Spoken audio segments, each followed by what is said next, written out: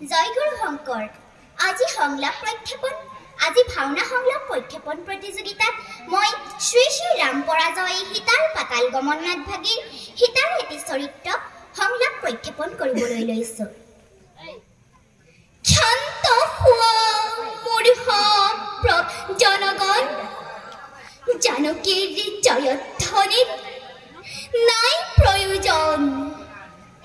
সীতাময় জনম দুখুনি অযোধ্যার রাজ হুক আর বিধাতাই লেখা নাই মোর কপালত।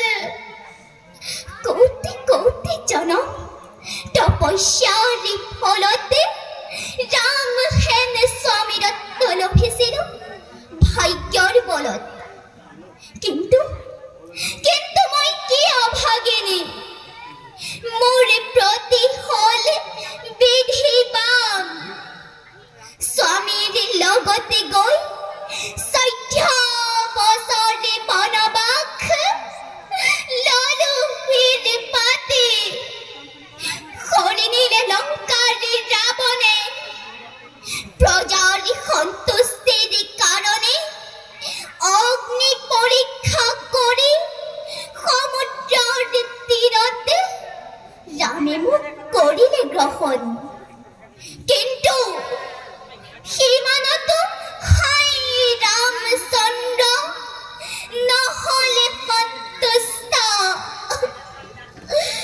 অযোধ্যার খিয়লিয়া প্রজার কথাতে পুনরিবার ঠেলি দিলে বনলৈ জনহীন অৰণ্যৰ মাজত। সিদিনাই আছিল মোৰ মৰণেই কাম্য। কিন্তু লৱকুশ ৰঘুবংশধৰ আছিল গৰ্ভতে মোৰ। সেইমতে মহৰ্ষি বাল্মীকিৰ কৰোণাতে আজিও জীয়াই ৰাখিছো এই ঘৃণিত জীৱন। কিয়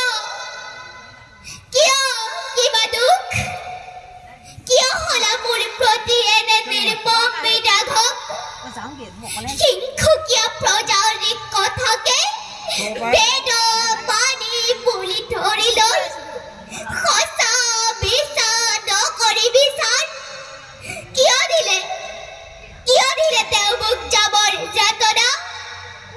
ইয়াৰ কি ৰামৰ প্ৰজাৰো ৰাজ্যত। ধন্যবাদ।